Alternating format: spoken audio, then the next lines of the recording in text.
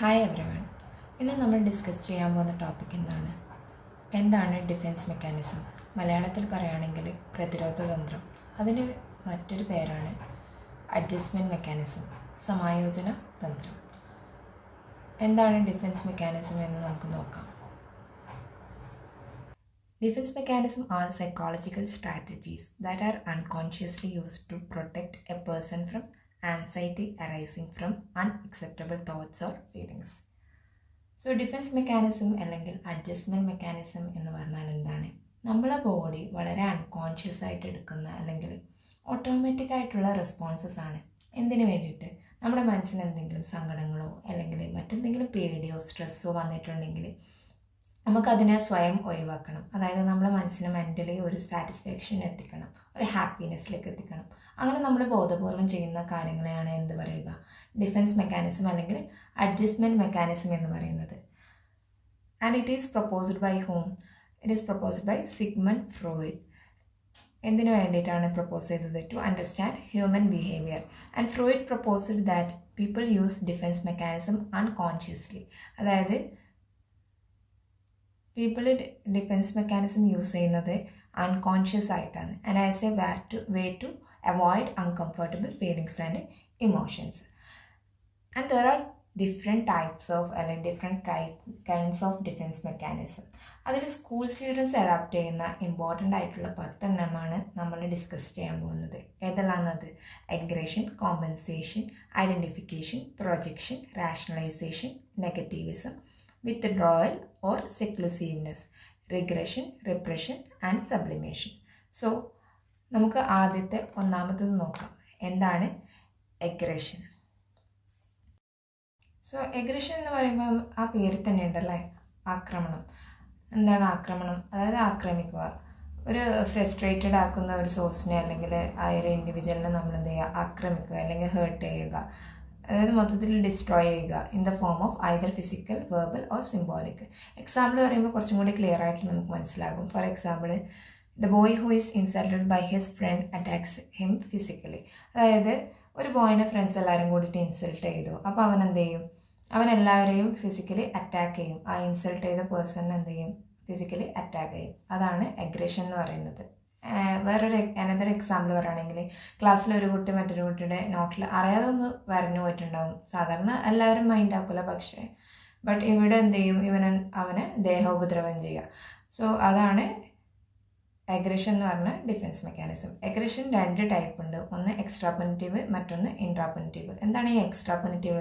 അതായത് ഒരു ഇൻഡിവിജ്വൽ അവൻ്റെ ഫ്രസ്ട്രേഷനെ മറ്റുള്ളവരുടെ മേലിലോ അല്ലെങ്കിൽ ഒബ്ജക്റ്റിൻ്റെ മേലിലോ തീർക്കുക. അതായത് നമ്മൾ എന്തെങ്കിലും ഫ്രസ്ട്രേറ്റഡ് ആകുമ്പോൾ നമ്മുടെ അടുത്തുള്ള ഒബ്ജക്ട്സിൽ നമ്മൾ വലിച്ചെറിയുക അല്ലെങ്കിൽ നമ്മുടെ അടുത്തുള്ള പേഴ്സണിനെ നമ്മൾ എന്ത് ചെയ്യുക? ഹേർട്ട് ചെയ്യുക. അതാണ് എക്സ്ട്രാപൊനറ്റീവ് എന്ന് പറയുന്നത്. രണ്ടാമത്തെന്ന് വെച്ചാൽ എന്താണ്? ഇൻട്രാപൊനറ്റീവ്.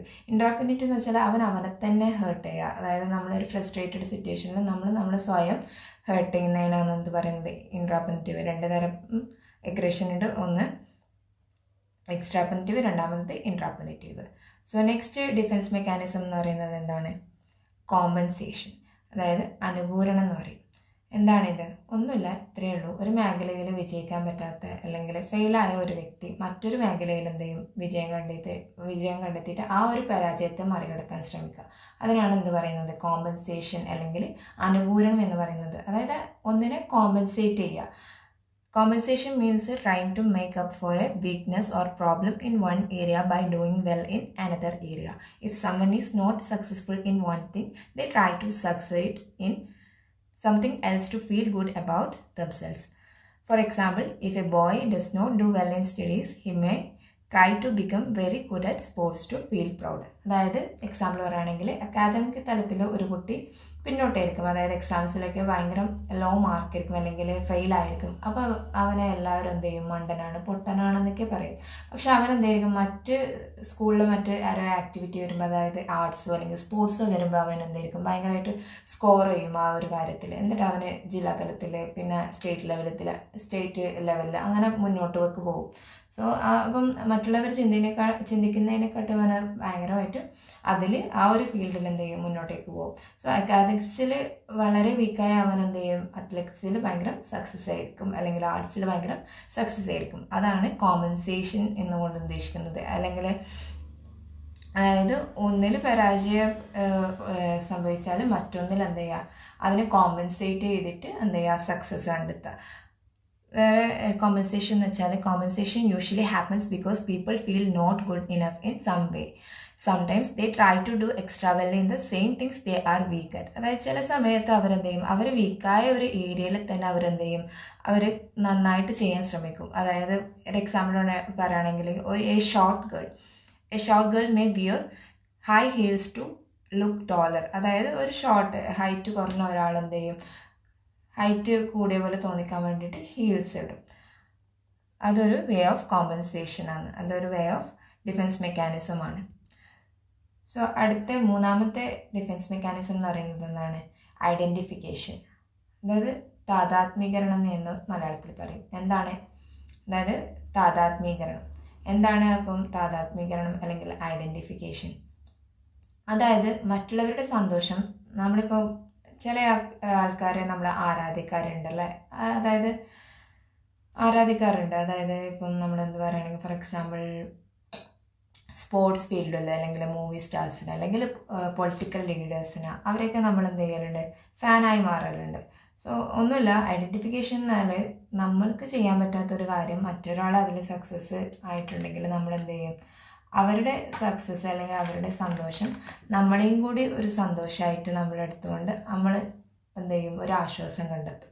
അതാണ് ഐഡൻറ്റിഫിക്കേഷൻ എന്നുകൊണ്ട് ഉദ്ദേശിക്കുന്നത്. അതായത് നമുക്ക് പറ്റാത്തൊരു കാര്യം വേറൊരാൾ ചെയ്ത് കാണുമ്പോൾ നമ്മൾ അവരുടെ സന്തോഷം അല്ലെങ്കിൽ അവരുടെ സക്സസ് നമ്മളെ സന്തോഷമായിട്ട് അല്ലെങ്കിൽ നമ്മളെ സക്സസ് ആയിട്ട് നമ്മൾ കരുതിയിട്ട് നമ്മളെന്ത് ചെയ്യും, ആശ്വസിക്കും.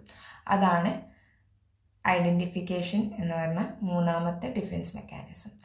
So identification means a person takes the feelings, idea and successes of other people as if they are their own.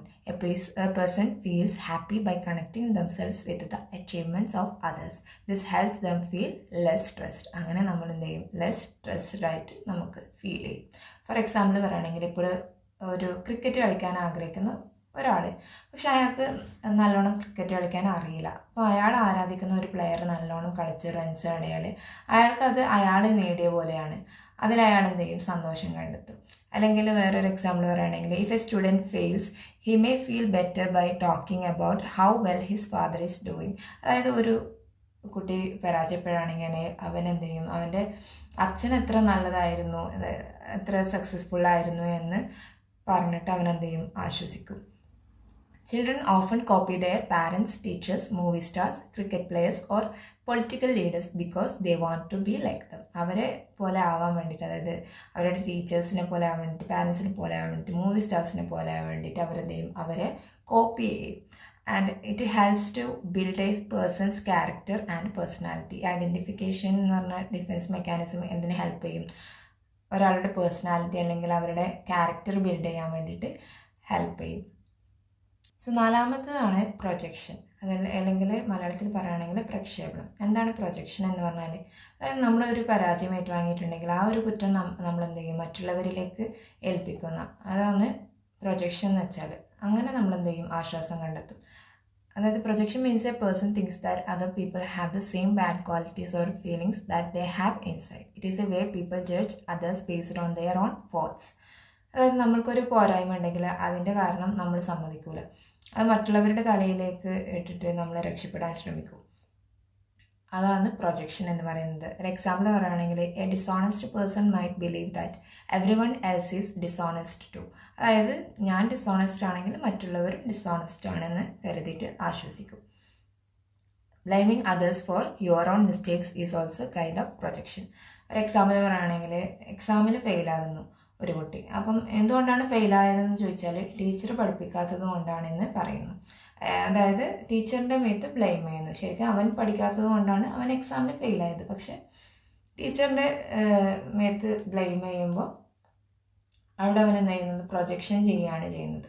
അല്ലെങ്കിൽ നേരെ ഓപ്പോസിറ്റായിട്ട് ഒരു ഇൻഎഫിഷ്യൻ്റ് ആയിട്ടുള്ള ഒരു ടീച്ചറാണ്, അപ്പം കുട്ടികൾക്ക് മാർക്ക് കുറയുന്നു. അപ്പം ടീച്ചർ എന്ത് ചെയ്യുന്നു, ശരിക്കും ടീച്ചറിൻ്റെ കുറ്റമാണ് അത്. ടീച്ചർ ഒരു ഇൻഎഫിഷ്യൻ്റ് ആയിട്ടുള്ള ഒരു പേഴ്സൺ ആയിരുന്നു, പഠിപ്പിക്കാൻ അറിയാത്തൊരു ടീച്ചറായിരുന്നു. പക്ഷേ കുട്ടികൾക്ക് മാർക്ക് കുറഞ്ഞേരം ടീച്ചർ പറയുന്നു കുട്ടികൾ പഠിക്കാത്തത് കൊണ്ടാണ് എന്ന് പറഞ്ഞിട്ട് കുട്ടികളുടെ മേത്ത് ബ്ലെയിം ചെയ്യുന്നു.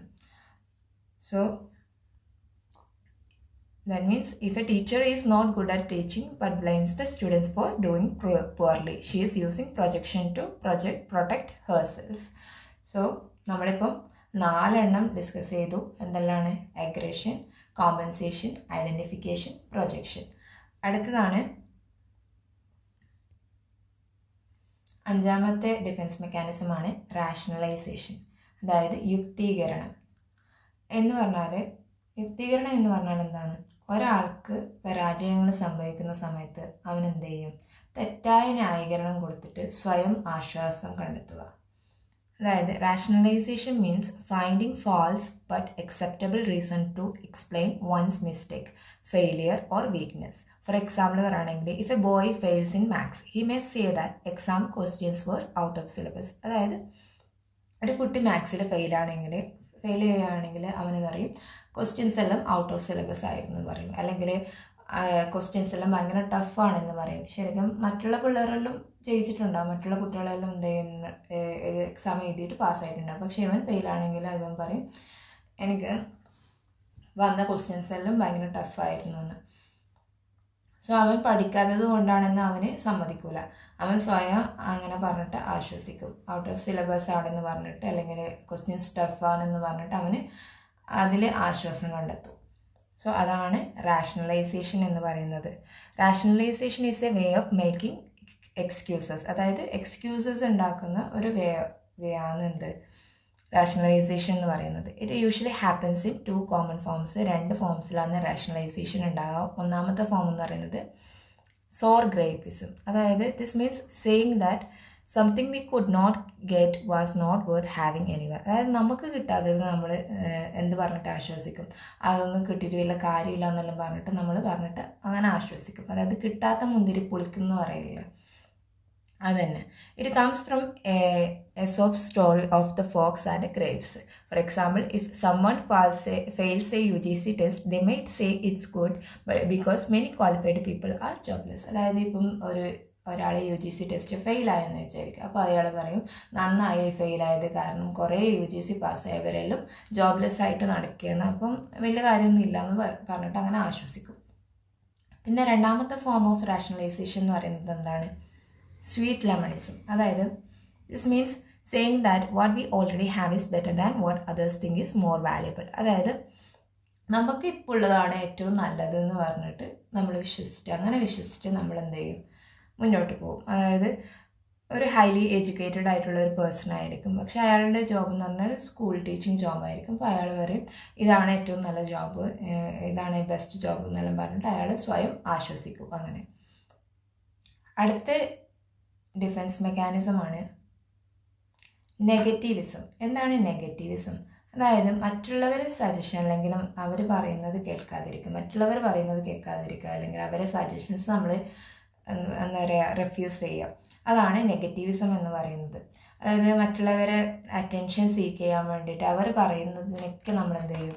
നോ പറയും. Negativism means refusing to do what others ask or suggest. It is a type of behaviour where a person says no or acts against what is told just to get attention from others. മറ്റുള്ളവരിൽ നിന്ന് attention കിട്ടാൻ വേണ്ടിയിട്ട് മാത്രം എന്ത് ചെയ്യും? അവർ പറയുന്ന കാര്യങ്ങൾക്കെല്ലാം നമ്മൾ എന്ത് ചെയ്യും? നോ പറയും. എനിക്ക് ചെയ്യാൻ പറ്റൂല, അല്ലെങ്കിൽ ഞാൻ അങ്ങനെ ചെയ്യൂല എന്നൊക്കെ പറഞ്ഞിട്ട് റെഫ്യൂസ് ചെയ്യും, അല്ലെങ്കിൽ അവരുടെ സജഷൻസ് നമ്മൾ റെഫ്യൂസ് ചെയ്യും. അതാണ് നെഗറ്റീവിസം എന്ന് പറയുന്നത്. In this behaviour the person strongly resist advice or requests of others even when there is no real reason to do so. പ്രത്യേകിച്ചൊരു റീസണൊന്നും ഉണ്ടാവില്ല, അതായത് റെഫ്യൂസ് ചെയ്യാൻ വേണ്ടിയിട്ട് പ്രത്യേകിച്ചൊരു കാരണമൊന്നും ഉണ്ടാവില്ല, പക്ഷെ അവരെന്ത് ചെയ്യും? സ്ട്രോങ്ലി എന്ത് ചെയ്യും? റെസിസ്റ്റ് ചെയ്യും, അവരുടെ അഡ്വൈസും റിക്വസ്റ്റും. ഈ ഒരു ബിഹേവിയർ സാധാരണ ഏർലി ചൈൽഡ്ഹുഡിൽ സ്റ്റാർട്ടാകുന്നതാണ്. അതുപോലെ തന്നെ അഡൾട്ട്ഹുഡ് വരെ ഉണ്ടാകും. ആൻഡ് ദേ വോണ്ട് കോപ്പറേറ്റ്, അവരെന്ത് ചെയ്യൂല, ഭയങ്കര റിബല്യസ് ബിഹേവിയർ ആയിരിക്കും. ആൻഡ് അതായത് എല്ലാവരും അക്സെപ്റ്റ്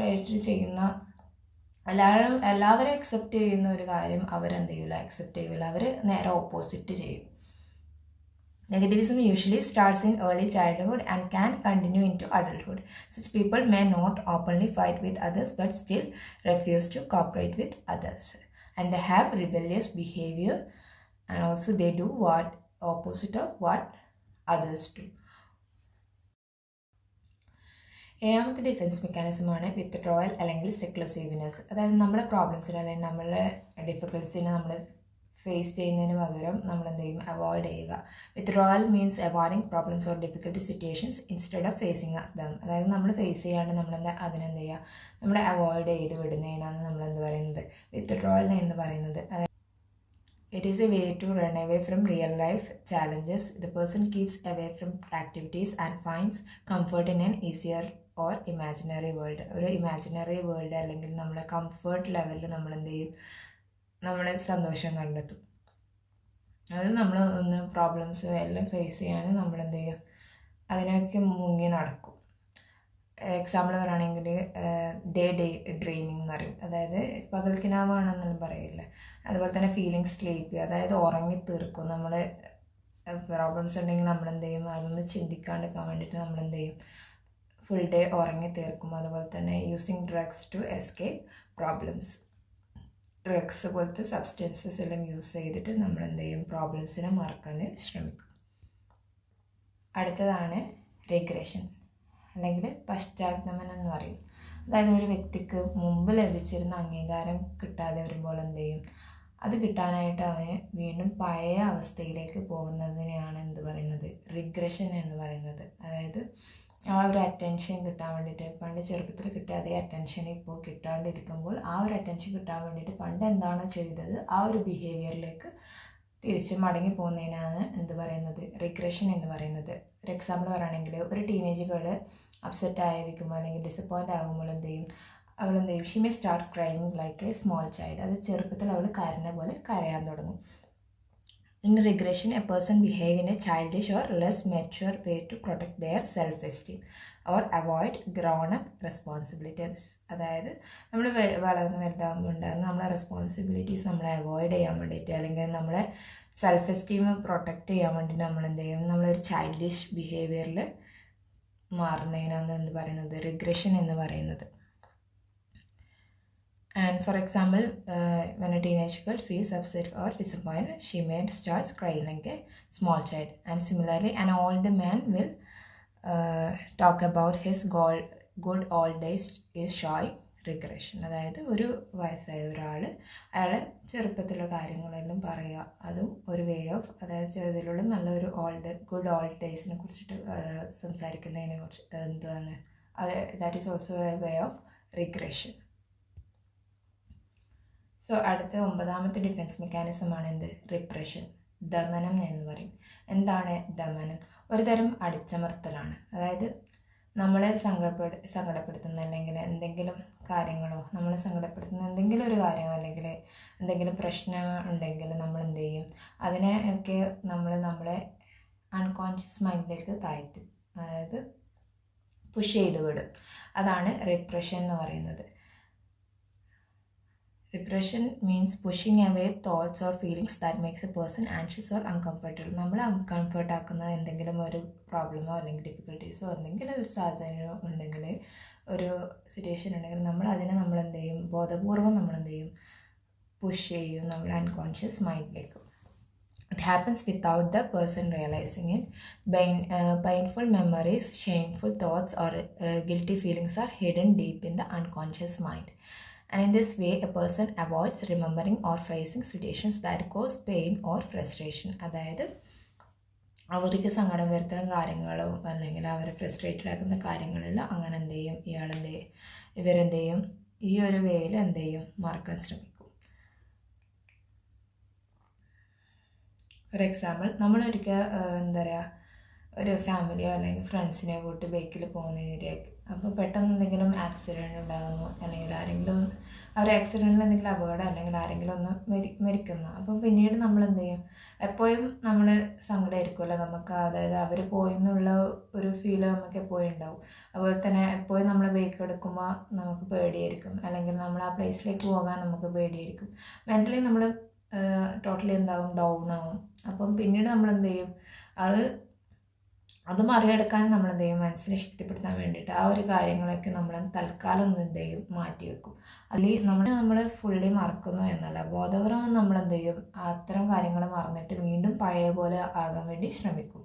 അതാണ് റിപ്രഷൻ എന്ന് പറയുന്നത്. And last defence mechanism is sublimation, ഉദാത്തീകരണം എന്ന് മലയാളത്തിൽ പറയും. അതായത് സമൂഹമായിട്ട് ഇത് റിലേറ്റ് ചെയ്തിട്ടാന്ന് പറയാം. അതായത് സമൂഹത്തിൽ ഇപ്പോൾ അംഗീകരിക്കാത്ത എന്തെങ്കിലും ഡിസയേഴ്സോ അല്ലെങ്കിൽ പ്രവൃത്തികളോ നമ്മൾ എന്ത് ചെയ്യും, സൊസൈറ്റിയിൽ അംഗീകരിക്കുന്ന ആക്ടിവിറ്റിയുമായി കണക്ട് ചെയ്തിട്ട് ആ കാര്യങ്ങൾ ചെയ്യുക. അതായത് നമുക്കിപ്പം ഒരാൾക്കിപ്പോൾ മറ്റൊരാളുടെ ഭയങ്കര ദേഷ്യമുണ്ടെന്ന് വിചാരിക്കുക, അതായത് തല്ലാനുള്ള ദേഷ്യമുണ്ട്. പക്ഷെ നമുക്ക് സമൂഹത്തിൽ എന്താ ചെയ്യുക, ഒരാളെ തല്ലുന്നതെന്ന് വെച്ചാൽ എന്താണ്, ഒരു നല്ല കാര്യമല്ല. അപ്പോൾ അയാൾ എന്ത് ചെയ്യും, എന്തെങ്കിലും ബോക്സിങ് പോലുള്ള ഗെയിമിലൂടെ ആ ഒരു ദേഷ്യം തീർക്കും. അതിനെയാണ് എന്ത് പറയുന്നത്, സബ്ലിമേഷൻ എന്ന് പറയുന്നത്. അതായത് സമൂഹത്തിൽ അംഗീകരിക്കുന്ന തരത്തിൽ അതിനെ എന്ത് ചെയ്യും, ഫേസ് ചെയ്യും. അതായത് sublimation means changing unacceptable or harmful desires into activities that are good and accepted by society. When someone cannot show their wishes in a normal way, they find another better way to express them.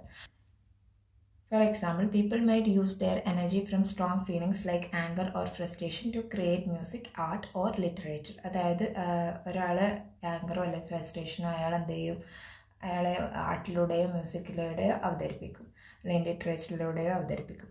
Sublimation helps a person use their blocked or unwanted feelings in a positive way which reduces their stress. അതിലൂടെ എന്ത് ചെയ്യും, അവർ stress reduce ചെയ്യും. So these are the 10 defence mechanism. ഏതെല്ലാണ്? Aggression, പിന്നെ compensation, പിന്നെ വന്നത് identification, പിന്നെ പ്രൊജക്ഷൻ, ആൻഡ് അഞ്ചാമത്തത് റാഷണലൈസേഷൻ, നെഗറ്റീവിസം, വിത്ത്ഡ്രോവൽ, എട്ടാമത്തത് റിഗ്രഷൻ, ഒമ്പതാമത്തത് repression, and the last one sublimation. So next, what are the uses of defense mechanism? Defense mechanism എന്തിനെല്ലാണ് നമ്മളെ ഹെൽപ്പ് ചെയ്യുന്നത്? It help to maintain self respect. അതായത് ഒരു ഇൻഡിവിജ്വലിൻ്റെ self respect maintain ചെയ്യാൻ വേണ്ടിയിട്ട് അത് ഹെൽപ്പ് ചെയ്യും. And it helps an individual to protect him from ആൻസൈറ്റിയിൽ നിന്ന് പ്രൊട്ടക്ട് ചെയ്യാൻ വേണ്ടിയിട്ട് ഹെൽപ്പ് ചെയ്യും. And third one is to preserve his self concept. അതായത് ഒരാളുടെ സെൽഫ് കോൺസെപ്റ്റ് പ്രിസേർവ് ചെയ്യാൻ വേണ്ടിയിട്ട് ഹെൽപ്പ് ചെയ്യും. And also to meet a stress situation. And last one, it helps to reduce tensions. So that's it all about defense mechanism. Thank you everyone for listening me. Stay healthy and happy.